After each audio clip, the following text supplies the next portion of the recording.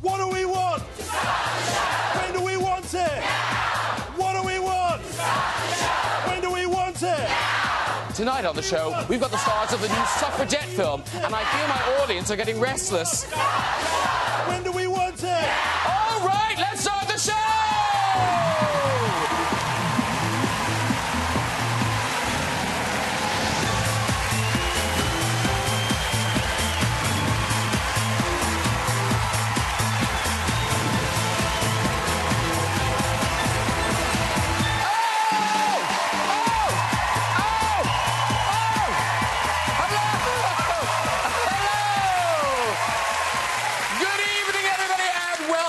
Protesting, excellent protesting audience, very good. Because the art of protest still alive and well, ladies and gentlemen. Yes, a lot of anger at the Conservative Party conference this week. Here's a young Tory arriving at the venue. Now, how did they spot he was a young Tory? It's incredible, isn't it? And of course, David Cameron made a rousing speech to conference this week where he had an important message to the party faithful. One time, I did it with a dead pig, one time. Let's get some guests on! Later we'll have music from Britain's brightest new pop star, Gabrielle Ackman. But first, this domestic goddess created a whole new style of cooking. Now she's back with a new book and a BBC series. It's Simply Найджела Lawson! There she is! Hello! Hi! Oh, so good to see you. Lovely. Sit. Star of To Die For, Moulin Rouge, and an Oscar-winning role in The Hours, she's just made a triumphant return to the stage in Photograph 51. It is Nikole Kidman! Woo! Hello! Oh, hi. When I gush later, it's true. It's all true. Sit. She's the young British actress who's wowed the world with roles in An Education, Shame, and The Great Gatsby. Currently starring in the critically acclaimed movie Suffragette, it's Kэri Malligan, everybody! Hello! Hi! Oh, so nice to see you. Have a seat. And taking the role of Emmeline Pankhurst in the same movie, this actress has won 3 out of a record 19 Oscar nominations. She's true Hollywood royalty. And one of my favourite guests, welcome back, Méril Streep, everybody! Yay! Oh, so nice to see you. Sit down.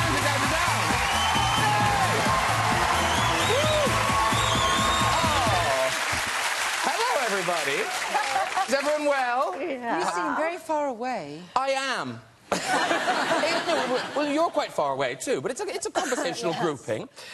Now, ladies and gentlemen, congratulations are in order, because since we last met, Kэri Mulligan, new little baby. Yes. Congratulations.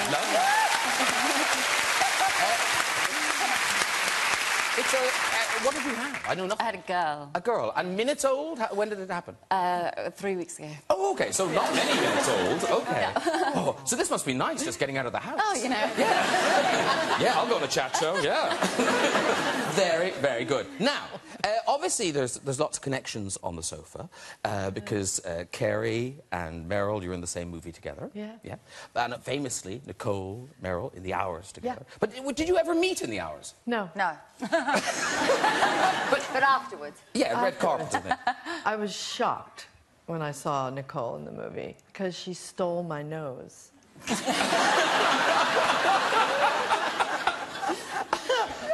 It was like, oh my God. No, it was really kind of like it, you know? Didn't you keep the nose? Yeah, I loved having that nose. Yeah. Yeah. I really did. I loved my profile. Yeah. I liked that one.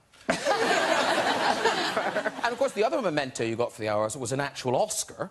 And yes, yeah. Which, now, this is surprising, ladies and gentlemen. That was the same year. Méril Streep, not even a nomination. That's why I got the Oscar. No, that is odd, isn't it? Well, I mean, hard for you to talk about, but it's very unusual. Yes, it was very unusual. You must be trying on dresses and going, you what now? Never happened again. And Méril Streep, you weren't always Méril Streep. What? Oh. What do you mean? No, at birth, I had to be named Mary because my mother's name was Mary and her mother's name was Mary and her mother Mary. I named my first daughter Mary because I'm, you know, I'm that way. What is that way? What do you call it? Creature of habit? No, trying to fit in. All right. You know, and make everybody happy in the family, basically. Yeah. So, yeah, but my mother's... What was the question? You weren't Mэрil. What is my name? You weren't Mэрil. What is your name, yeah, was the question. I knew that. I know the answer. Just give me a second.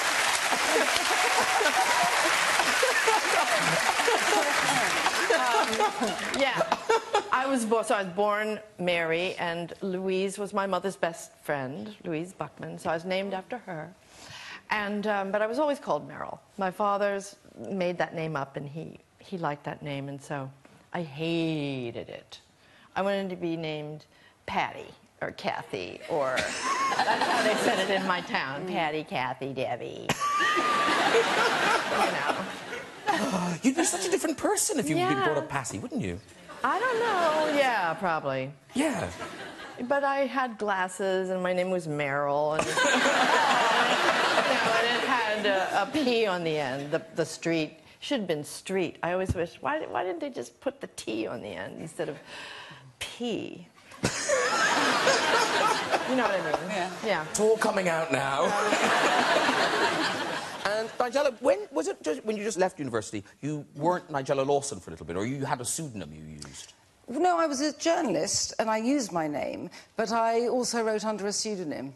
Rather fabulous pseudonym, actually. Share it with the group. But it's kind of inspired by my name in the sense of a very ridiculous first name, but a rather pedestrian, you know, workaday surname, and my pseudonym was Mercedes Wainwright. And what articles would Mercedes write that Найджела wouldn't? Well, I was a literary journalist, and at that stage wanted to write things that I wouldn't be... I didn't write for magazines much, I wrote for newspapers. So when I wrote for magazines, I used that name. Mercedes Wainwright investigates. Very good.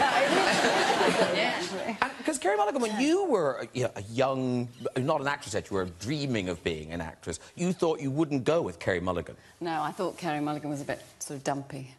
And well, I like that. That was a very good noise, audience. Like, oh, dumpy. Did she say dumpy? I just thought it was a bit sort of, you know. So I wanted a glamorous name, like Catherine de Najac and Catherine Hatherley. And I used to work in a pub, and so the same 4 guys used to come in every day between 2 and 5, and I'd ask them to dream up names. That was the best that we got. And by 5 o'clock, I imagine they were quite good. Yeah, exactly. And Nicole Kidman, you had an adorable name when you were little, a sort of pet name. Unless I'm wrong. No. If I'm wrong, you know, weren't you called? Is it? I don't know how you call it. Is it Hukulani? Oh no, that's not my pet name. That's my Hawaiian name. Oh, I do forgive me. Yeah, because I was born in Hawaii. Oh, so does everyone get an Hawaiian name if you're born in Hawaii? No, but I did. Okay. Hokulani. What does it mean? It means heavenly star.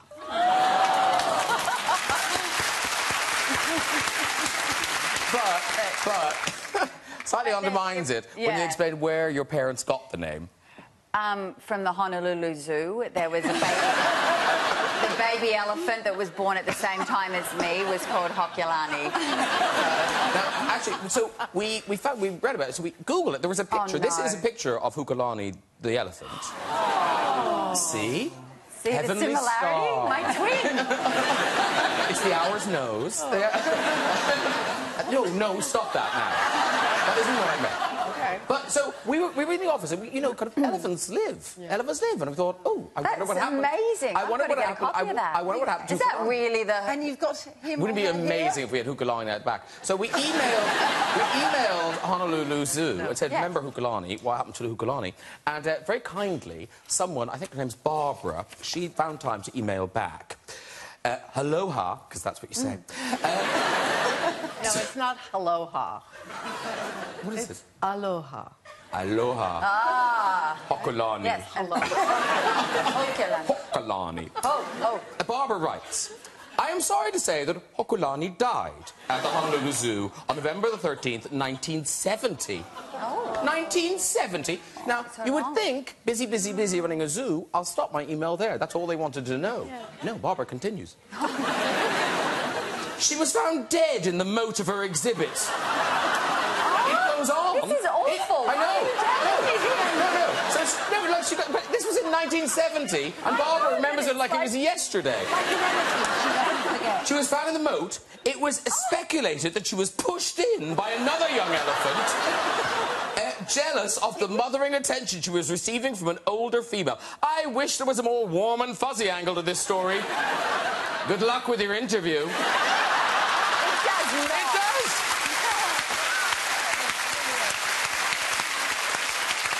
Thanks, Barbara. I would say she's got the measure of your show about right.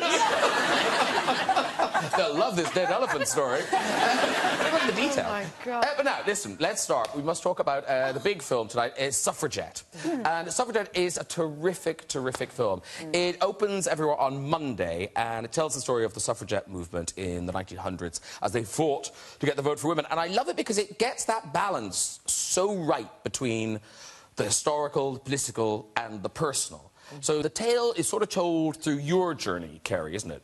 Yeah. Yeah, I'm a working-class mother, and it's told... It's sort of set in Bethnal Green in 1912, and it's about the East End militant suffragettes, and I start the story kind of apathetic, kind of conventional, and pretty miserable, and I sort of get drawn into this movement. Because you don't want to be a suffragette. No, and I think, like a lot of women then, they felt it was not respectable and dangerous, and sort of wanted to avoid it. But she becomes inspired by these women that she meets, and the whole campaign is led by Emmeline Pankhurst, who Mэрil plays. Yes, because obviously you play the iconic Emmeline Pankhurst. And I wonder, is there any real footage of her, any newsreel footage of Emmeline Pankhurst? Yeah, there is. There are 8 seconds of film of her. It's the only thing I found. That's about how long I am in the movie, too.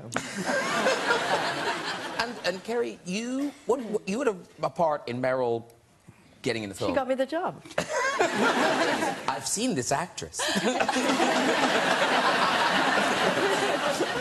Yeah, exactly. Yeah, well, I signed on quite early, and we debated, not really debated, but we were trying to figure out, you know, who was going to play Emmeline Pankhurst, and I was on a walk with my mum, and she said, oh, well, you know, what if you got Meryl Streep? And I was like, oh, Mum, come on, bless you, we're never going to get Meryl Streep. And then I mentioned it to Sarah, and I said, you know, well, maybe we should just offer it, and, like, you know, what does it matter? You know, we may as well. And she said yes. And I was in the bath, and I got an email from Sarah Gavron, the director, saying, Meryl's in. And I dropped my phone. You know, it was sort of such a huge... yeah, I was so honoured to be in it. I mean, it's really wonderful, and she is fantastic in it. You really are. We're going to watch a clip. This is where Keri's character, Maud Watts, and Mrs. Pankhurst are trying to evade the police. Edith. Mrs. P. Dear Emily. This is Mrs. Watts, Mrs. Pankhurst. Maud. Thank you, Maud. Never surrender. Never give up the fight.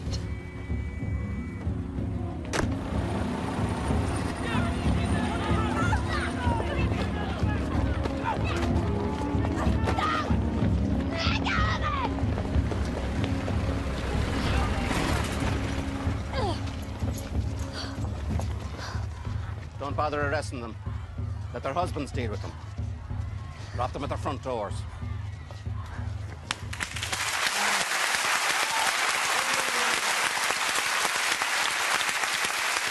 And the scene where you address the suffragettes, Yeah. in a way, there must have been something kind of real about that, because you've got all these actresses and extras, women in that crowd, who presumably do, you know, they're geeked, because it's like, Meryl Streep's going to come through that window in a minute. So, did you get a buzz out of it? Oh, I did, because we didn't rehearse it. And so they got the crowd together, and everybody was there, all the actresses were lined up, and I was nervous because, you know, this is my only It made thing me in so the movie. happy that you were nervous. It was thrilling to me. I was like, Mary gets nervous. I was nervous. I kept forgetting my lines. But yeah, they were very forgiving, and they were so excited. I mean, part of it is that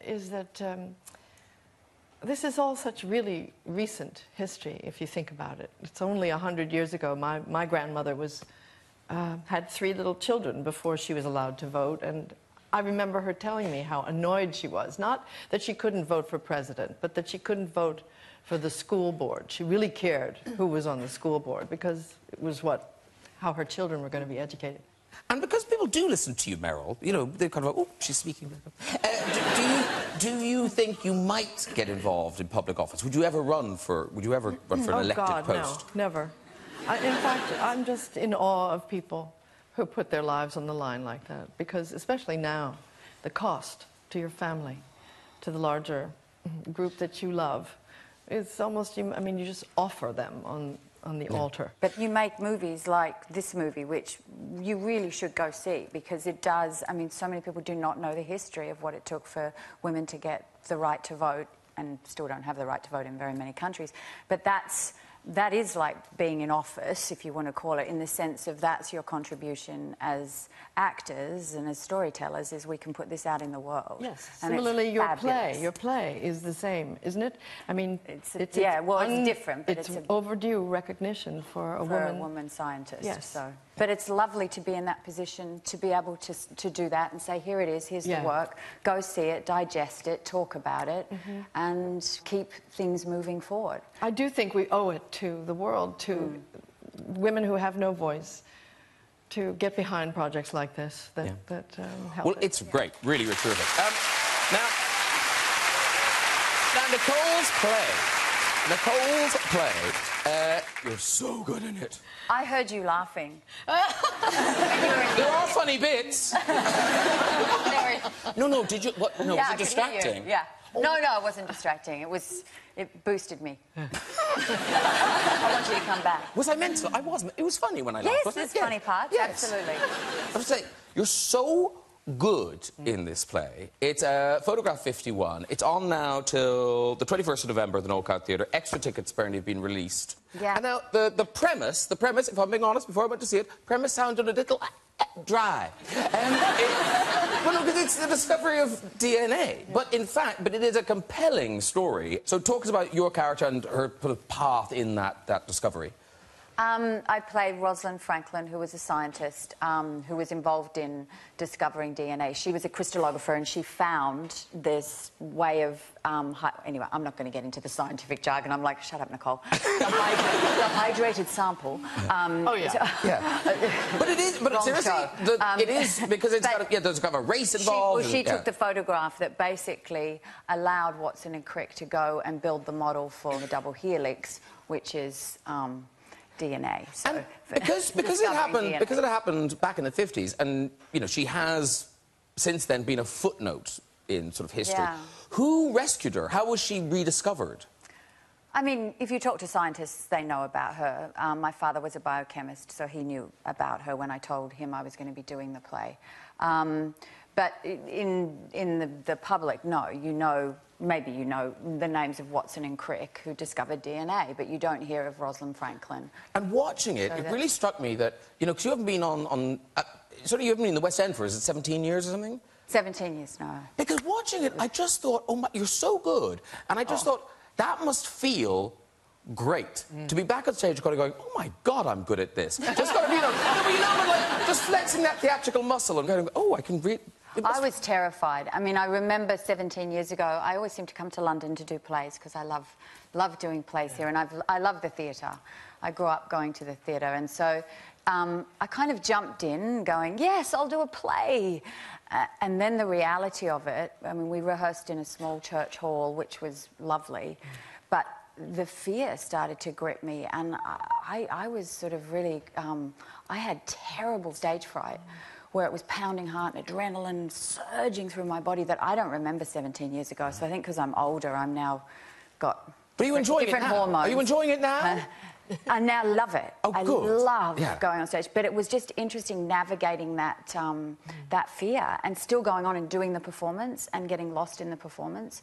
But in the wings, going, oh, how do I get on stage? And I can understand actors just not getting on the stage, just not getting there.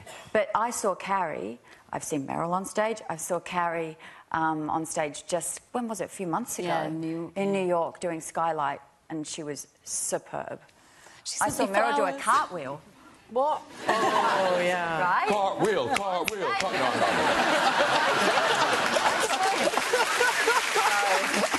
But I saw you do Skylight with Oh, I thought it Bill. was a forward roll or And- something. no.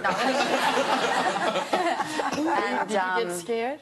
Yeah. Again, I'm thrilled Nicole Kidman gets nervous as well. This is making me feel so much better. Necessary to Oh, this everything. was Yeah. fear that was like, Yes. I mean, I'm hated not it. surprised. Just the idea of someone going on stage is just so terrible. But they told me it would go, and it has gone. Yeah. But it does seem a It's not weird as- thing to be built into a job. To be, you know what I mean? If a bus driver was scared of bus driving, you'd suggest he didn't do it. But it's weird that something... No, but you know what I mean? It's weird that you've Yeah. chosen a job that you're quaking in the wings, gotta go, please Yeah, don't no, make it me do is, it. and it's like, why am I doing this? Don't you get scared before you do a show? May I present Ryan?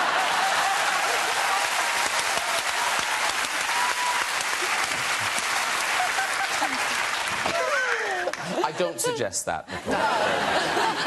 Now, Keri Mulligan, you've had some odd reviews over the years. Well, wasn't there... What did somebody describe you Oh, as? no, this wasn't a review. I try not to read reviews. I try not to, and then sometimes I get a bit drunk or something, and I'm like, oh, I'll just have a look. And then... Just Google myself. you know, when you're, you know. Yeah. And no, this wasn't a review. I was filming Suffragette, and we had a slow morning. It was a Sunday, and I got the Sunday papers, and I opened something, and someone was writing about me for no particular reason, just because, and described me as a human balaclava. and I was sort of hurt, but also really confused. Yeah. So, well, it obviously means I'm boring, but, you know... Does it? I don't know, does it? I think toasty and intimidating. What does that mean? Yeah, It's a good thing. take it. I feel better now. But weren't you on stage? Oh, yes, when I did 40... Yeah, my first stage play, I was 19 at the Royal Court, and I was doing a Kevin Elliott play, and it was very serious. And about 4 of the review... I've got quite big hands and quite big feet, sort of manly. You're staring at me. They're not big. I don't know. They are comparatively quite big. And then I've got monsters of hair. You're very tall. Small man. No. See? So Oh, there you go. actually, you're right, they're freakish. Yeah. But about 4 of the reviews mentioned how big my hands were. See, when you do that, they do look quite big. I think I was also acting a lot with them, you know, doing a lot of things. And, Mэрil, you've never had a bad review. Have you ever had a bad review? Oh, yes. No. Oh, yeah. How bad? Well, I remember once in a Woody Allen movie that they said, oh, this is the best performance by a head of hair. And I had really good hair. Well, I think we have a picture of you, and it is, in fairness, good hair. That is, see? Lovely hair. Yeah, upstaged by your own hair. Yeah, exactly. I used it like a curtain. Sometimes I'd have it this side, sometimes the other side, and it was very deep performance. Oh, dear. Now, listen, great reviews, I'm sure, are in store, because Найджела Lоусон has returned with a new book and a television series, Simply Найджела. The book is out now. The television series starts in... November. And you, lovely, on cover, but I do look at it, I think, have you eaten it all? Did the Ocado delivery not come yet? It is the food in these pages will fill up these bowls. Yes, and there they are, and they're on the back. And they're on the back. They're on the back. And so what's the thinking behind this? It seems to be sort of a bit Middle Eastern, a bit Asian, more Asian than before? Well, I went to Thailand. That'd be it. So I had a bit of there. But it's a bit of everything. You know, my recipes always are a bit of everything. I don't have any particular I have once had a book with one theme in my Italian book, but generally I feel like, you know, there isn't a theme. Life hasn't really got a theme. It's kind of how I cook, and I find this easier on those days. Sometimes I need to eat something out of a bowl, so that I've got a chapter called bowl food, because, you know, those days when you just want every spoonful to be the same as the one before, in a bowl, maybe on a sofa, and everyone, you always have to eat at the table. I love lying on a sofa with a bowl of food. Fantastic. I've got a chapter called Breathe. You know, there's sort of things when you buy yourself time and it's easy. So lots of different things, different sorts of food. Simple, all of it, not as a huge strategy, but because I have no particular skills to make anything complicated, and nor do I like complicated food. But now, because I don't really cook, but so sometimes I look at a recipe, you know, and there are delicious things in, like pulled pork and the tequila lime chicken, and I think, well, I could do all that, But then, often when you look at the pictures in cookbooks, you kind of think, mine will not look like that. It will not look like that. But even I think, could produce that. Do you know what we had? I know, that was really bad. I think I opened the book on that page. I was like, really? I'll tell you what happened. It was too big a white space, and we were really running out of time, and we couldn't do another whole food photograph, so I've got some sweet potatoes I've roasted. But do you know what? Can I tell you why I like that? One, because it's aspirational for me. No, but anyway, I don't like food that's faked up. Nothing is faked when I do it. But also, for example, I use a throwaway foil tin to roast things in. So it's more or less saying, like this is how normal people cook. It doesn't have to be that fancy. And, you know, there are brown bits coming out of the potatoes. Well, that's what happens too. Yeah. You can see a lot in some of those recipes that maybe, you know, there's some things, it's not at its best, but they're such beautiful photographs. They're gorgeous. They're photographs of real food.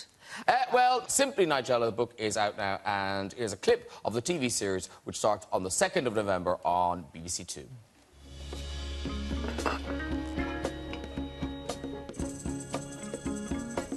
A tawny tangle of noodles. And these golden prawns.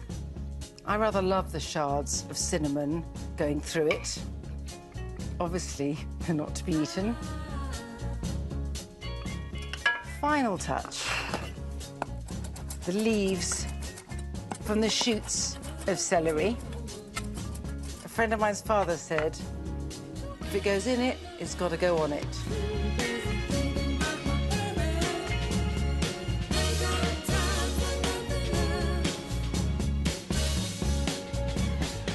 I said at the beginning that a stir-fry was comforting and familiar, but what this is comforting and unfamiliar.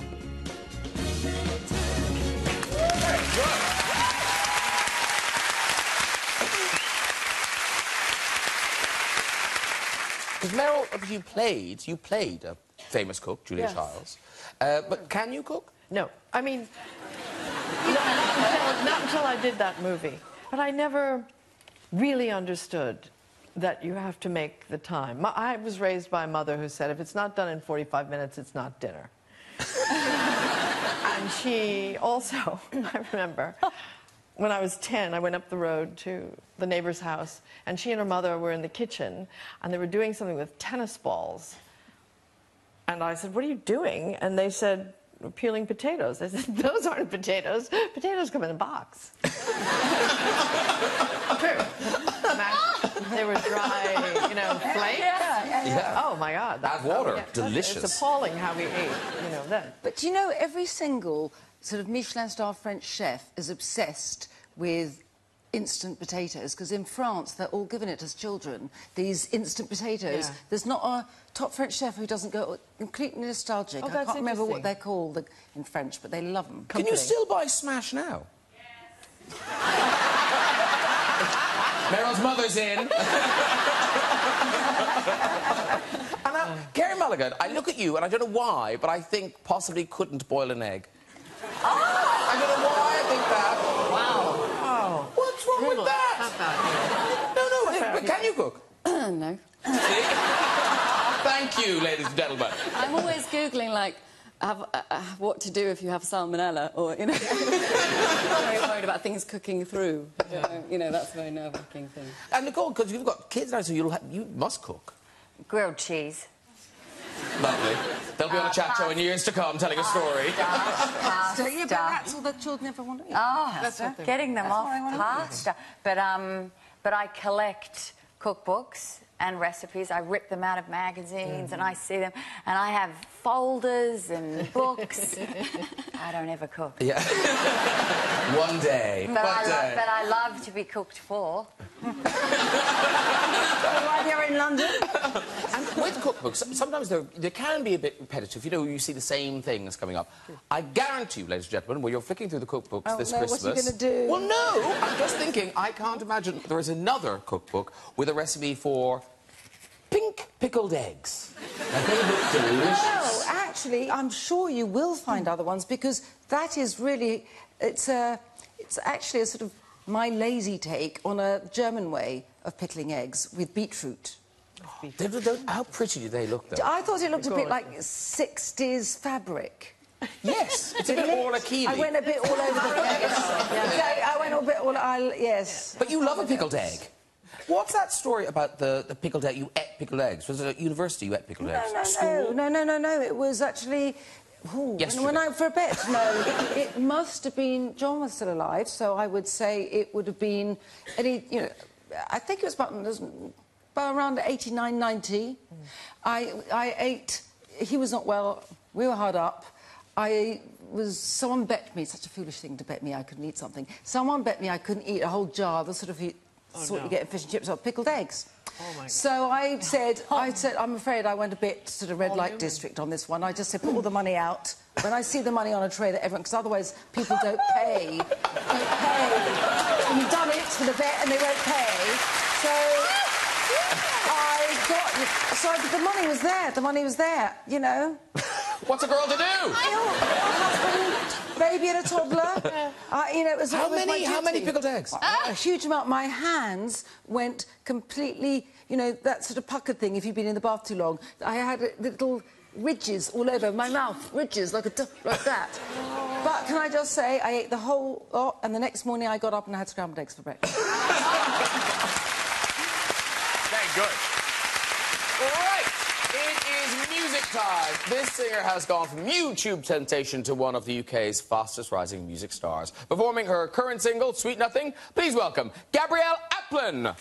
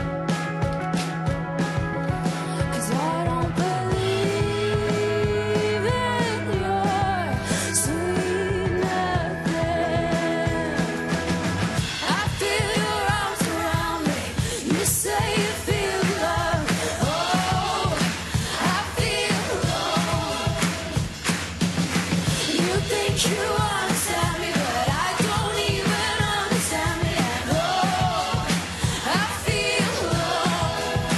I feel low. You say you feel the love and love. I feel low. You think you understand me, but I don't even understand me. Oh, I feel low. Wow! Gabrielle Applin, everybody! Come and join us, do! Here you go. That was fabulous. Mwah. Have a seat there beside Найджела. Say hi to the ladies. Very good. Oh, very good. And ladies and gentlemen, a round of applause for all those drummers. How great were they? Competition to be here.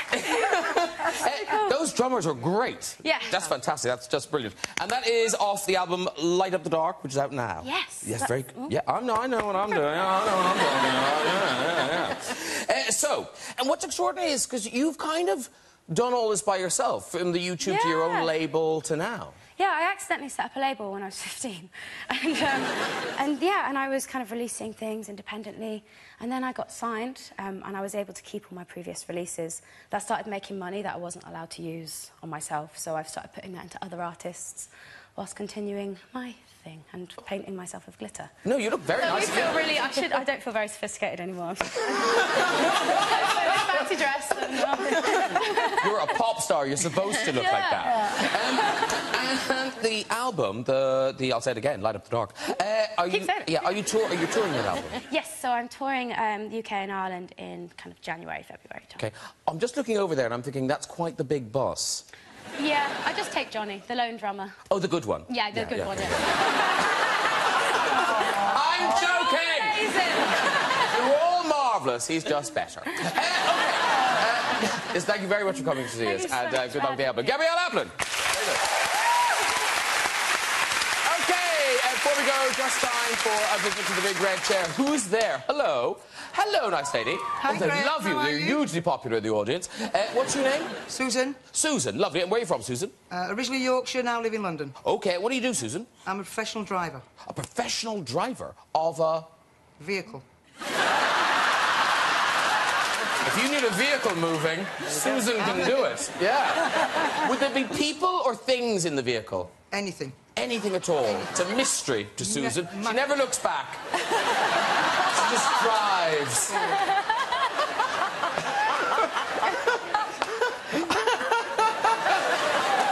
Oh, and we'll never recognise the back of your head, so we'll never know. Was that Susan? Don't know. All right, off with one of your tales, Susan, of your life on the road. OK, about 3 years ago, I was a special constable in the Metropolitan... You've lived, Susan, I tell you. OK, yes? And we were sat in our vehicle and we saw... She loves the vehicle. We saw a guy in a white van not wearing his seatbelt. So myself and my colleague, we signalled to him with a hand gesture, please put your seatbelt on.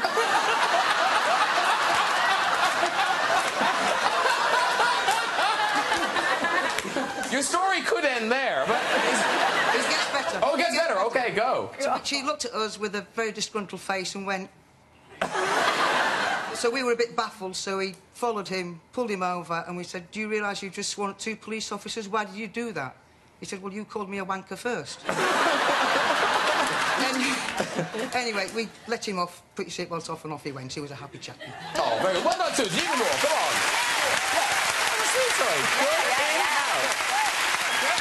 Yeah. It could have stopped at the seatbelt gesture. We didn't really need the following. Yeah, that was the best bit. Yeah, it was very visual as well. OK, who's up next? Hello, sir. Hello, Graham. Hi, what's your name? Andrew. Andrew. You from New Zealand, Andrew? No, originally from the UK, but moved to Australia about 6 years ago. OK, OK. You know, he's really picked up the accent, hasn't he? Yeah. Yes. He's only 6. So, 28. But you still live in Australia? Yes, with my wife. Oh, God, he's got a wife. All right, back off, everybody. I saw you all looking at him like a piece of meat. I thought that was you. No, he's married. He's got a wife. Totally married. Yes. He lives with her. I'm sorry, Andrew. Go on with your story. Well, so I moved out to Australia and... we know that! to be with my wife. All right, we know that! And we were staying with her parents at the time, and they had a dog and 2 cats, and one of those cats happened to be my wife's favourite, and the cat favoured her too. And she used to sleep in bed with us, and she used to sleep at the top of the bed and on the pillow next to her head. And one night we were sleeping and... No.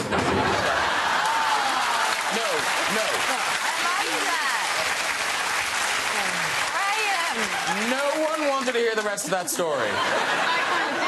No, I was saving him from himself. He's half Australian. No. I want to hear him. No, it's a... Bring him back. No, because Yeah, we do. all right, we're going to hear the rest of Andrew's story. Oh! Where is he? Here he is! There you go, okay. All right. Okay, now this is by royal command. Thanks, Nicole. Nicole Kidman has to ask for this, so you better Make be it good. good. Off you go. So, can I just say, we've got as far as the cat's on the pillow. Cool. So the cat's on the pillow, we're sleeping away, it's nice and dandy. The next thing, we're woken up by a dry retching sound, like... Fantastic. This is so good. So I woke up in, you know, in my half-sleep days, gave it a little stretch, bit of a yawn, and then next thing I knew, my mouth was filled with half-digested cat biscuits. You wanted to hear that! You wanted to hear that!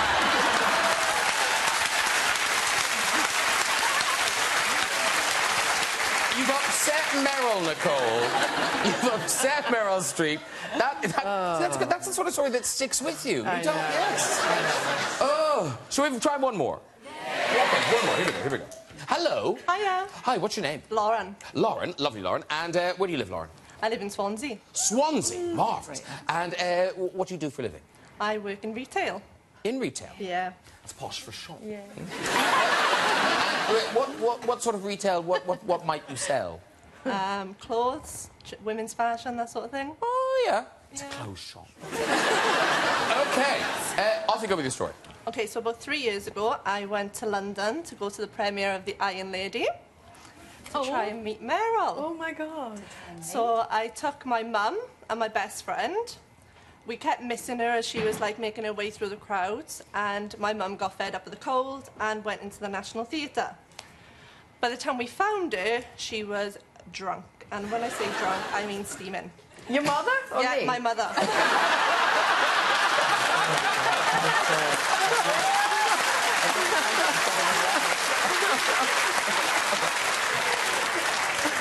So we went to, like, take my mum back to the hotel, but we went past the premiere again, and she was talking to the security guards, and she told them that she was their undercover boss and secret millionaire. But they believed her. Mэрil came out to the after party and was like, she got into her car, and we were like, oh, it's fine, we've seen her, I'm so happy. And the window was down a bit in the front of the car, and we were all like, oh, I'm so cold, I'm so cold. And Mэрil got out of the car and came and meet me and my friends. And my mum was like, oh, thanks, Mэрil, babes. I was like, Mum, we're taking you home now. You can walk, you can walk. Well done. You come out of that story very well. Very good. Well done, everyone. If you'd like to join us on the show and have a go in that big red chair, you can just contact us via our website at this very address. Thank you to my lovely guests tonight. Gabrielle Applin, everybody. Найджела Lawson. Nicole Kidman. Kari Malligan. And Meryl Streep. Woo! Join me next week with another great lineup. We've got Dawn French, Chris O'Dowd, Rachel Weisz, Rod Stewart, and Colin Farrell. I'll see you then. Good night, everybody. Bye.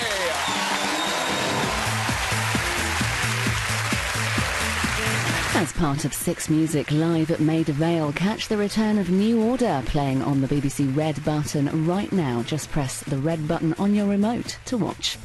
Ramesh is in for a few surprises next as his tour of Sri Lanka continues in Asian Provocateur.